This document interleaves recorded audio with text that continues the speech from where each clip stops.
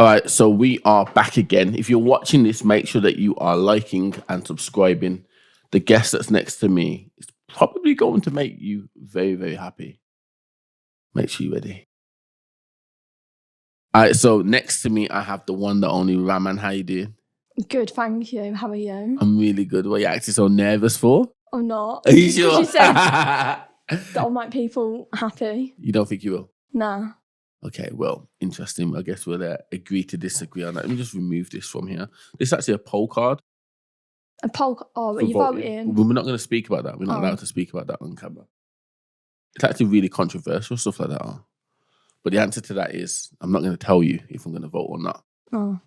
Anyway, let's get to know you a bit more. Okay, obviously I know you. I train you. You're one of my clients, and you've been with me for a year now, over a year, innit? Yeah, since January last year. Oh wow, so nearly a year and a half. Mm-hmm. Crazy. I know. It's gone quick, innit? It has, to be fair. Like, I was thinking about it. Feels like I've been training with you longer, though. I think like it does feel like I've been with you longer, but yeah. Madness. But what I want you to do is tell the people about you. Like, how old are you? What do you do? Do you have any family? So I'm 26. Okay. I live with my mum and my sister. I don't think they need you to know where you live. I didn't say where I live. Okay, where do you live? Do you live in Albury as well? Oh. Okay, so. So yeah. And I just do, I don't even know what my job actually is. What would you call it? Analytic. But I'd say it's more like a panel advisor. So it's basically just a market research company, and they collect data for like Google. And how long have you been doing that for? I've been in this job for 1 year, working on Google as the client. But before that, I was working for the same company, just at an office in West Brom. But now the office is in London, So the interesting bit about this that a lot of people don't know is the office is in London, you live in Albury, and you travel to London, right? Yeah. And how many times a week do you travel? Twice a week. And how much is that in petrol? Oh, God. Petrol, probably easily about 300-400 a month. Oh. I'd say about 400 a month. Oh. And is your car petrol or diesel? Diesel, and it's not even ULEZ compliant either. So you got a job in London, you live in Albury, you drive a diesel, and it's not ULEZ compliant. Yeah, it's a mess, yeah. Wow, okay. Interesting. Can we just talk to the people about how you're sitting on a booster chair? Right, I'm 5 foot. 5'1". I can't help it. I need it to drive. No, because I can't see over the bonnet. I've crashed my car so many times because I didn't have a booster seat. I used to nick like house cushions out of my mum's sofa. No. This can't. You drive with a booster seat. I only bought this like last summer. You actually drive it? I actually need a booster seat. I can't drive without one. Do you drive it automatic or manual? Automatic. It's like a Dodger. Oh my Lord. So, Raman, before we dive into this podcast, can we just talk about your MLT? Oh, like, give as much context as possible, okay? Yeah, because I've seen this on TikTok. I've seen it like a few times actually on my feed as well. Just give them the context. And how do you do that 2 years in a row? So, right, me and MOTs don't have a good history, and I used to take my car to the place that I got it from for its yearly MOT. Are we shouting them out or not shouting them out? Yeah, to be fair, not a bad company. It's Arnold cool. Clark, innit?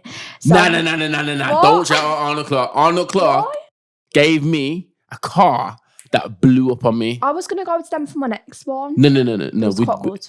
Listen, delete that. Beg you, delete that. We are not shouting out Arnold Clark. No. Right, so I went to the place that I got my car from. Place, yeah, correct. Yeah, and I've basically, every year when I've previously had to take it, I park it in their car park. The mechanic drives it for me into the garage. And this time round, it is expired with the yearly ones in like the finance package. So I had to go and take it myself and took it to some random garage that my neighbour recommended. They didn't tell me you have to... Okay, so they didn't tell me how anything works. Yeah, like no one told me how it works when you take your car for the first time to a garage. Bear in mind, I begged my mum to go with me because I knew I wasn't capable. And I get there and the guy's like, hi, he was like, I'll direct you, just like park your car here. So he's literally guiding my car, he's like putting his hand up like that. And then I literally drive onto the ramp, and then he's like, hang on, let me just go get some paperwork out of my office. He didn't tell me how long he was going to be. He didn't tell me what to do next. So I've just listened to the instructions I've been given, yeah. And I stayed in the car. And the next thing I know, I just hear the machine going, and then the ramp's like up in the air. And at this point, I was too embarrassed, and I gave myself the ick, so I couldn't even tell anyone. I didn't have it in me to even shout out of the window and be like, I'm still in the car. So I just stayed there, and then I called my mom, and I forgot like the Bluetooth was connected, so like they could probably hear everything from outside my car. What? And I was like, Mom, like, what should I do? And she's like, what do you mean? I was like, can you come get me, please? And she's like, why? And I was like, I'm stuck like in the car. She's like, what do you mean you're stuck? And I was like, they don't think I'm in the car, but I've stayed in here because no one told me to get out. And then she had to drive and pick me up from the garage, and she's like, my daughter's while you're in the air. Yeah, and then crazy. Because we were almost finished, like looking underneath the car or doing whatever. Before I went on the ramp, he'd already told me to pop the bonnet, so that's why I assumed it was okay to stay in the car. Okay. Like, so I'd done everything I needed to do. All I had to do was get out, but I didn't know that, and I thought he was going to tell me to get out, but he didn't. So I stayed in the car. And then he was almost finished with most of the inspections. Then by the time my mum got there, he was like, is it okay just to keep her in the car? And my mum was like, no, like, get her down. So then I had to go sit on the wall, like, outside the garage. And then the same happened the second year. How do you do that 2 years as well? To be fair, the second time round, I think it was more of a joke. I think it was more of like, oh, since you stayed in for the first one, you may as well stay in for the second one. So when's your next MLT? October, if I've still got Do you the reckon car. that you're going to... I'll still take it to the same place now because I'm comfortable there, so I don't mind. But do you reckon you're going to stay in the car when it goes up in the air? If it's not raining outside, I will. Because where else am I supposed to go? I don't want to wait. There's no TV in the waiting room. Nah, I hear that. It's jokes, that is. And this is like you, the person in it. And I feel like more of you needs to be out there. Can we talk about your accent as well? Oh, I get so much abuse on TikTok for this. Can we shout out your TikTok as well? I think that's a good feeling. What is your TikTok? It's just Ram_Samra. And how we spelling Samra? SAMRA. Okay, cool. Mad thing. So the accent, let's go into that, yeah. Remember the first time that I called you? And I was like, yo, you're a proper yam yam. Yeah. And you were like, no yay. Yo, no, it's not. I know it's not that strong. Like, I don't think it is. Alright, yo, off script. Ravi? Is that accent strong? Yo, let's give context, okay, yeah? So you're saying, so just so that we're all on the same page, okay, yeah? Raman is saying that her accent isn't that strong, okay? Listen, don't mind me hearing. I can't listen to it, though. No, you don't have to listen to it. The people will. I don't know if it's just me. Like, I don't know whether it's a girl thing or whether it's genuinely just okay, me. you can switch it off now. Think about stupid shit that I've... Switch it off. Oh, but you get the gist of it, yeah? You get the gist of it, yeah? Yeah. Like, I may not say that it's strong, or you may not agree with me that it's strong, but if you're watching this and you think her accent's strong, comment down. Say accent strong. That's all. And then in about a month from now, we'll be able to... Maybe I'm used to hearing it, and I feel like a lot of my friends are yam-yams, like they live in like Dudley, so... Do you feel like I've got a yam-yam accent? No, you've got a Wolves accent though. I don't... How can I have a Wolverhampton accent? You sound like you're from Wolverhampton. Okay. I don't believe that, but like I love Wolverhampton. Let's not get this twisted. I really love my home city. I just don't feel like I have an accent that's from there. A little bit you do, I think. We'll agree to disagree again. That's fine. Okay, let's dive into this then, my man, yeah. Like, I wanted to bring you on here because, obviously, as I said, we've been working together for a very long period of time and I know quite a lot about you.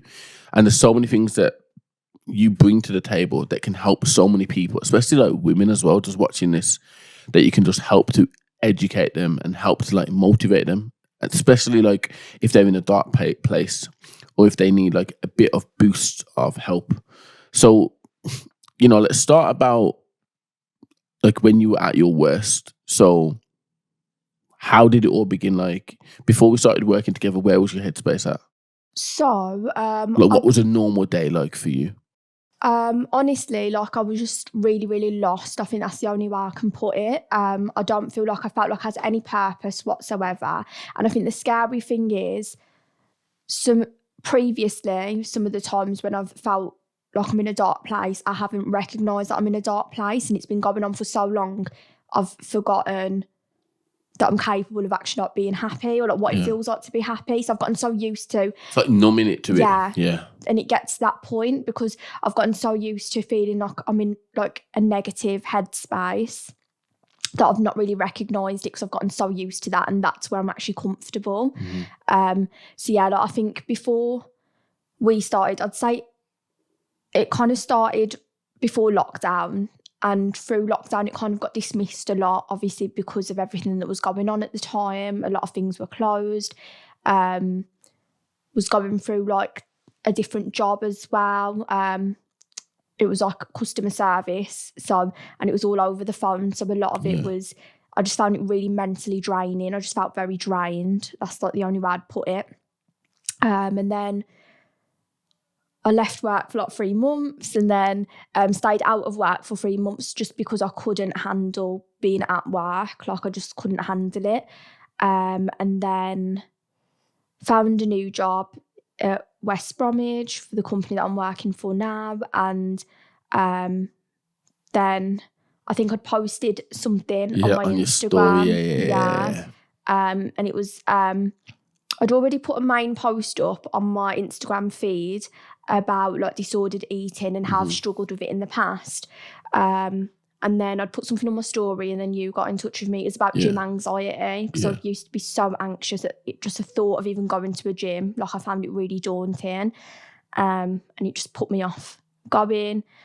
But yeah, I kind of started to figure out my issues around eating. At that point, I needed more help with just getting into the gym and having like a healthier lifestyle. Really. And that relationship in it. Yeah. Because like it's the same. Like I can literally remember it like yesterday. Like going in the studio with you, and we took a first video as well. Actually, in the studio, and I was like, "Yo, you need to remember this point, because this is the last time you're gonna feel like this." Yeah. And from there, it hasn't always been great. Like it hasn't always been like a perfect day. But you've always progressed and you've always turned up, and that's like such a symbolic thing. And I think that like there's a saying that I read the other day on social media. It said that if you're in your comfort zone, like that's a dangerous place to be. Yeah, 100%. 100%, because you were comfortable in your negative space. Yeah. But what does that look like long term? I feel like long term as well, you don't have any balance. I had no balance whatsoever. I think I was kind of having like really unhealthy coping mechanisms. Like so what? For me, it was going out and drinking excessively, but I'd like binge drink almost every week, and during the week though as well. Like it was during the week, and there's nothing wrong with having a drink and still drinking. Not it's about too balance much. again, isn't That's it? It's definitely about balance. I just had no balance whatsoever, and no wonder I was in such a negative headspace though, because all I was doing was going out, drinking. When I felt rubbish again, drink again, going out and then drinking again, just to make myself feel better. And I thought being around people would make me feel better, but what I was doing around them wasn't. It was just kind of adding like fuel to the fire. What do you think you were running away from? I think I wasn't comfortable being by myself. Like I think I felt very like lost. I didn't really have any self-confidence. I think that was the main thing for me. Drinking was like, it gives me more confidence. Like even now, like if I drink more, I don't really care at the time. Like what anybody thinks, if anybody looks, like it would never bother me. Like I'd never bat an eyelid if I've had a drink. But I think a lot of the time it was more like social anxiety I think I used to have, but I also used to have anxiety being by myself. And by drinking, I was then socialising as well. Solving both problems, innit? Yeah, and it's kind of distracting myself. Yeah. And that's the thing that like I see quite a lot in this generation, man. Like in the world that we're not even just this generation, like it's people in general now, man. Yeah. Everyone's looking for the next like buzz moment or the next feel good moment, and they're forgetting that like alcohol doesn't actually give you that. Like it gives it you temporarily, but what does that look like in a year from now? Honestly, 9 times out of 10, I used to feel worse when I woke up the next morning. Like, I know it's not the same for everybody because some people are fine. But I think it just hits me the next morning because then it's like, oh, well, what have I actually said or done?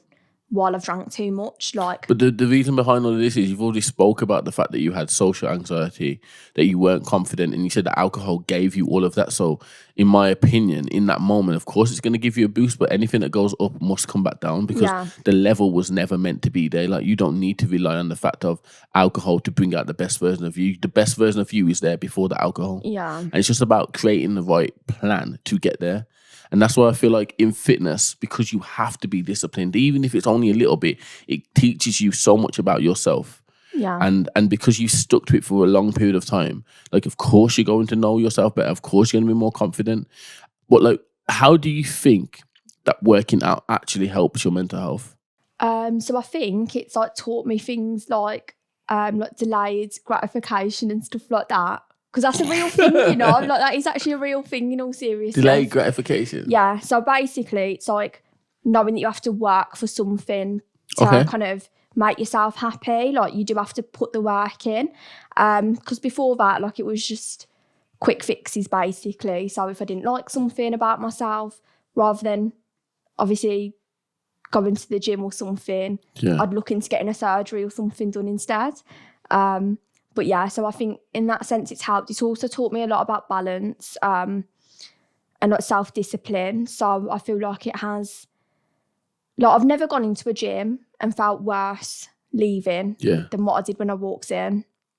So I think after the first few times, after like some sessions of yourself, I think I kind of picked up on the feeling, and then I was like, okay, I can keep going with this. Yeah.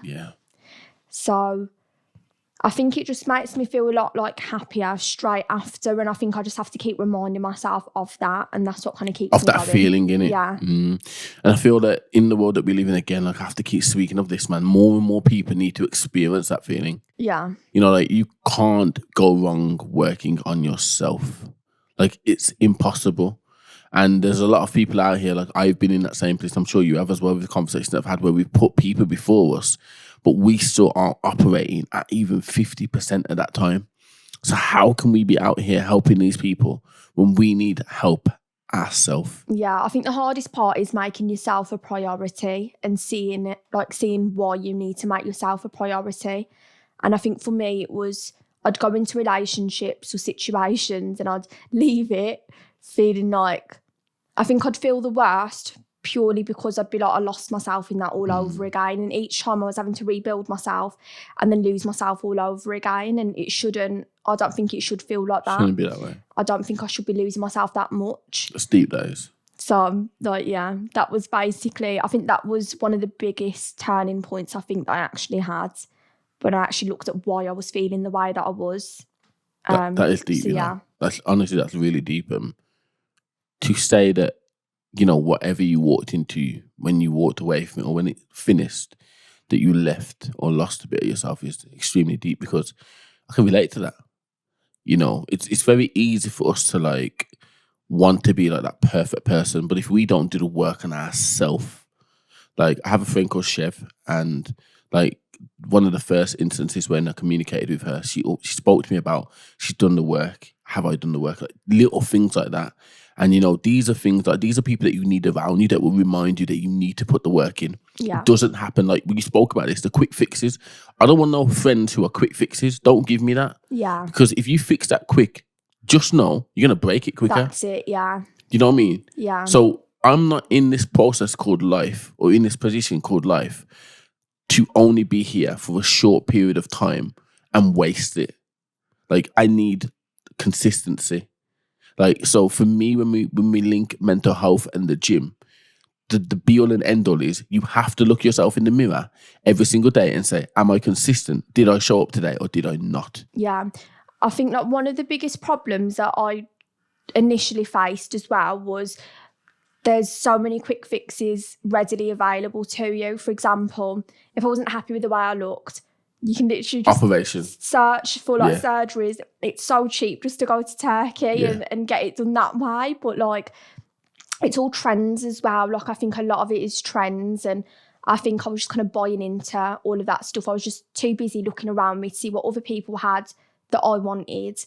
And then obviously if you're doing that, you're never going to be happy. And I think, like, in terms of like just losing myself. I'd do it in jobs as well. Like, it wasn't even just relationships. I'd do it in jobs. But this is habitual, isn't it? It's a habit. Yeah, like, I think it was just a really bad habit. It was like one of many bad habits, I think.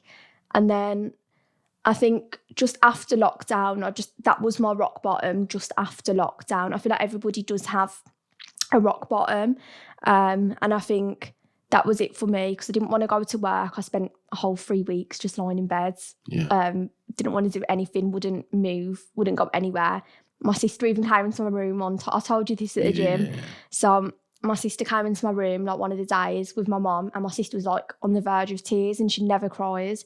And she was like, let's just do something, we'll go shopping. And I didn't want to do anything, like nothing would have gotten me out of the house at that point. That position there is like so. It's one of them where if you haven't experienced it, you don't truly understand it. Like, I can remember a specific time when that happened to me as well. When I came out of something and I heard some news and it completely broke me. And I'm in bed, and when my dad was here, I remember like maybe like 3 or 4 days later, he came up and he was like, son, whatever it is, like, you need to get out of bed, and, you know, you need to keep going. And I can even now, like, obviously it's Father's Day today and that, you know, and you can hear that voice. But if you've never experienced that for yourself, you probably don't understand how low that was, you know? No, exactly. Like, I think obviously it's not anything that I'd genuinely wish on anybody. Like, I'd never wish that on anyone, to feel the way that I felt at that time. But I just remember thinking, like, I don't see a way out of any of it. Like, I just did not see a way out of it. And the worst part about the whole situation is that day, my sister made me get out of bed, and she made me go and get food with her. Like, she had to, everything was forced. So, and that was another problem. Everything I was doing felt forced, whether it was getting up and going to work. It was just heavy. Like everything. It honestly felt like I had the weight of the world on my shoulders. Like, it was like, just getting up. I was just doing it because I felt like I had to. If I ever stopped, I just don't think I would have seen any purpose in anything. And that was the point where I was like, okay, like, I probably do need some help. Yeah. And ended up getting help. Like, I got a bit of help just before lockdown, which obviously it just disappeared through lockdown. The worst part about the whole situation with, like, just after lockdown, I never sought any help until, again, my sister had to force me. And it was my sister calling up the doctors to basically say, like, something's not right. Like, we just need someone to speak to her. And then in the end, the doctors ended up just calling me in for a face-to-face appointment. And that was it then, really. Like, it just kind of went from there. I think as well, like, now, especially like the last few years after lockdown, like, getting an appointment now at the doctor's is like so crazy. Like, I remember when I had an accident not too long ago, and I rang the doctors at like 8 a.m. in the morning, as you're told to do, to find an appointment. I've said to them, yo, my neck's hurting, blah, blah, all the stuff. And they're like, oh yeah, we haven't got any emergency appointments today. No cap here. I then went there into the doctor's about 1 p.m. the same day and was like, yo, I need an appointment. And she's like, oh, what's the matter? Even that, look, explaining what's the matter is crazy, isn't it? To an, It is. It's crazy. Like, yeah. And I said to her, I had a crash yesterday. And she's like, okay, and we've got no appointment. I said, I'm telling you right now, like, I'm in a lot of pain. And she's like, okay, we've got an appointment today. I just had a cancellation at 5 p.m. How do you go from no appointment to like 5 p.m. cancellation? Like, bro, make it make sense in it. It just doesn't make sense. That was the other thing as well. I would have never have gotten any appointment with a doctor if my sister hadn't complained, because it was from the result of her making a complaint to an office manager there at the GP surgery, that the office manager called me and said, look, your sister's got a bit of, like, a few concerns. Do you think it's okay if we just have a face-to-face appointment, speak through what your worries are, what's going through your head, and then go from there? And I think part of me was just like, yeah. But in my head, I was so used to that feeling. I didn't think there was anything wrong with me. Like, I thought it was normal to feel like that, because for me, that was my new normal at the time. Like, that was what I was so comfortable being again, like. being dangerous, in it. Exactly. And I think that's the scariest part of it, not realising how low that you're feeling. How long do you feel like you were low for? Or can't you remember? I'd say for that one occasion, it must have been over 2 years. I'd been feeling like that. And I think initially it was something that had happened overnight. It was like a situation that kind of just broke down. And then like slowly over time, I started to realise how much I'd lost myself. I wasn't even capable of making a decision as simple as what should I eat for dinner. Like I felt like I couldn't even do stuff like that. So yeah, I'd say probably about 2 years.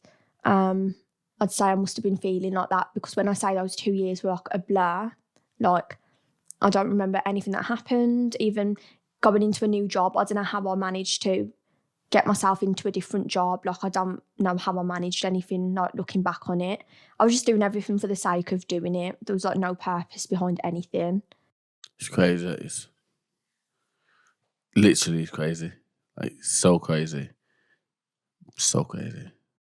I think like getting heard, like being heard as well, that's like a major part of it, I think. Do you feel like that's something that wasn't happening before? Yeah, like 100%. But I didn't have it in me to say like, oh, I need help, because like I said, I couldn't recognise myself that I needed help. Like I would have never have known that I actually needed help if it wasn't for someone externally, like my sister, saying like, this isn't right for you to be acting the way that you are. Like I was always irritable, didn't find anything funny, like I was a completely different person. Like, I was a completely different person. I would not recognise myself. Even when I see photos of myself, like just knowing that like there actually wasn't anything going on in my head. Like, I don't know. It was just, yeah, it wasn't the best thing. And I think reaching out for help is like the hardest part, if not recognising that you need help.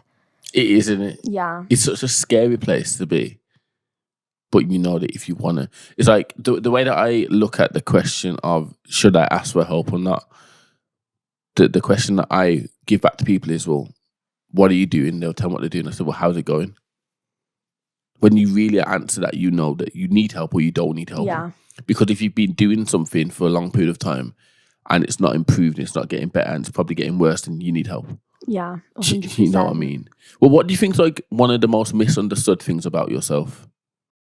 I think people think I'm a lot more confident than what I actually am, like socially as well. I feel like a lot of the time I'm either like just very like, when I speak to people, I'll speak really loudly, but I feel like it's just A cover up. Yeah, like I think I'm quite an anxious person, like generally speaking. About everything, or? Yeah, I'd say about pretty much everything. I can be anxious going into a new environment, like really anxious, to a point where it's like physical symptoms of anxiety as well. It's not just all like in my head. I can be like quite anxious in the evenings, at night. But I feel like a lot of people are anxious. And for me, one thing I've realised is it's learning how to deal with it. It's not something that's going to go away. And I'm not saying it's a part of me, because I'm not going to make it a part of me. But I'm learning to cope with it a lot better. So what are your coping mechanisms then for this?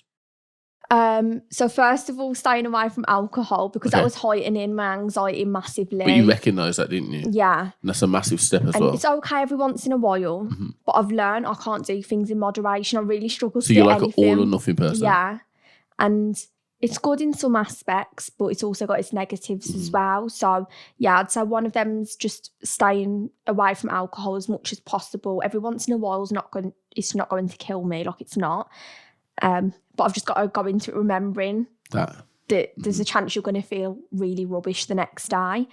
And just pushing myself out of my comfort zone. Like if I'm outside of my comfort zone, once I've done it once, I'm fine, because I know I've done it. Nothing bad's happened as a result of me doing something that I was too scared to do or too anxious to do. So what are you doing that's outside of your comfort zone right now? So, for example, even going to the gym, like that is something that, you know, I've struggled with that massively. And I had a bit of a wobble like recently as well.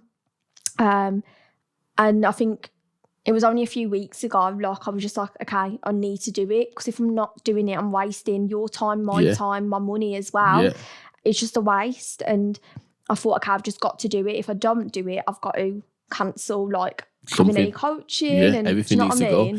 And that's the all or nothing approach again. Yeah. And the real thing about the all or nothing approach is when everything's really good, everyone goes all in.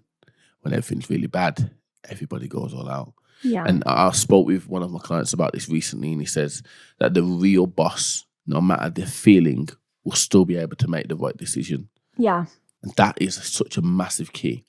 No matter my emotion on the day, I will still go all in, or I will still give what I can of that day. And if it means that on a day where I am, down or upset, I can only give 80%, then that's my 100 on that day. Yeah. And having that approach across the board has really been very helpful for myself. And it's something that more and more people should really dive into. So how old are you now, Raman, then? So I'm 26 now. 26. Okay, so you're 26 years of age now, yeah.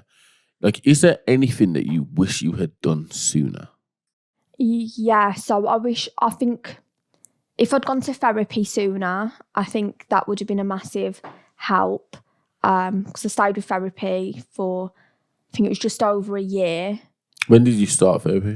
So I started therapy in probably the summer of 2022. Oh, actually, it was just under a year. Because then I started with you, having my coaching.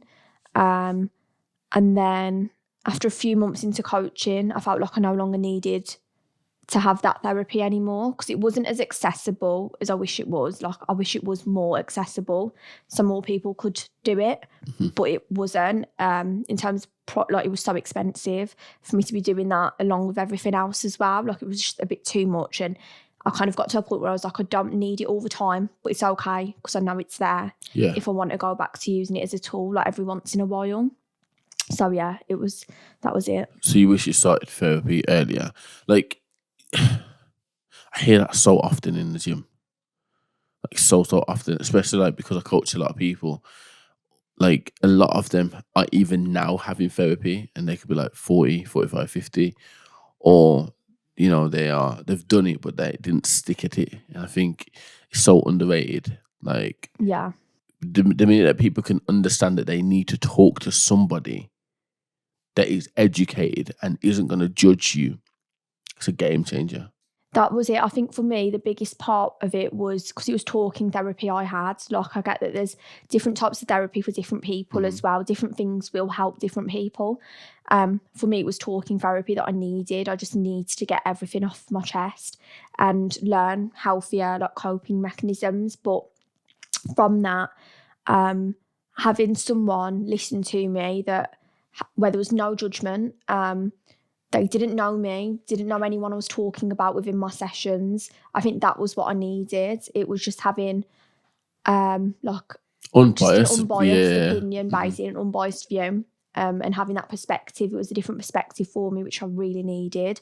And I think that's what helps a lot of people, hearing it from an external point of view. Yeah, someone outside of it, innit? What's your views on journaling? Good. Like, I love journaling. I've started to get back into the habit of it recently. That was because I had a bit of a wobble again, and I went into one of my sessions with you, and it literally felt like every day felt like a roller coaster of emotions, like every single day, and that's the part where it becomes really draining. So I started journaling again. I love it. I think it's something that I've started to make time for now. Like, that's one of my non-negotiables that we spoke about before. Yeah. So for me, that's one of my things that I set time aside, even if it's just 5 minutes that I've got spare, make sure to have that time aside, because it's really nice to reflect on. You don't realise it, but you can come such a long way in even a short space of time. In a month's time, I could look back on half of the things that I'm stressing about right now and find it funny, just because I'm like, what was I even stressing over? Have you looked back at anything that you were doing before when you were journaling a few years ago? Have you looked back at it? Yeah, so I saw there was one I posted on my Instagram story about it, because I actually was laughing at it, because even though I was in such a bad place when I wrote in the journal at that time, it's right, I've ticked off the emotions that I felt at that time. So there's anxious, just angry. It was every negative emotion I could think of at the time that I think I must have been feeling within a day. And at the time, I hated my job. I hated it. I dreaded getting up in the morning. I had chest pain outside in the car park. Wow. I literally hated it, because the amount of anxiety that I'd feel. I wasn't passionate about the job ever.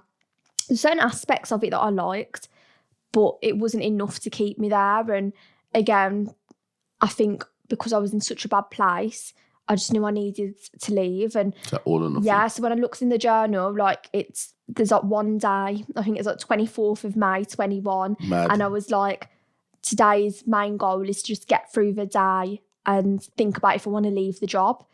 The next day, like the 25th, I think was today's goal is to tell them I want to leave and hand in my notice and also look for other jobs. The next day, the 26th, was literally handing the notice. I think I'd handed in the notice within 1 or 2 days, like 24 to 48 hours. I'd made my decision. I was like, this isn't for me. And then the 26th was just to look for a new job. And then that was it. I was just out of work for 3 months, just deciding what I wanted to do. But it's crazy how in the moment, you know, the 24th to the 26th of May 2021, that you were having all these feelings and you felt overwhelmed at that point. But 3 years later, you laugh about it. Yeah. The one thing I do wish I did is stay consistent with journaling, because it would have been so nice for me to kind of see like progression. In between that time, I know I've had some wobbles as well. Like, it hasn't all just been smooth sailing. Like, there have been times where it's kind of like taken a bit of a dive, but it's only normal. Like, we're only human. Happens to everybody. But I think it'd be so nice just to have been able to see, oh, okay, I did have a few downfalls, but it got better, like, and just to kind of see how it played out as well, I think would have been really, really nice. So I think going forward, I need to just make it a daily habit. Daily and non-negotiable. Yeah. It definitely will be. You know, we've got so much more to dive into this, but we physically can't keep that into episode 1. So, you know, where can these people find you? Like, what's your Instagram handle? So for Instagram, it's just Ram_Samra. I do want to start being more open on TikTok about my whole journey as well. Definitely. So it's the same on TikTok as well, just Ram_Samra. You know, this is, as I said, episode 1. We are going to be coming back with multiple or more episodes, should we say. But I just wanted to just introduce you to the people and to our followers and just really showcase how great you are as a person. And when we will come back, we will dive into more and more, a lot more in-depth stuff. But yeah, thank you very much for being on here, okay? And thanks for being the first one on the Black Wall officially. Oh, thanks for having me. Hey, peace.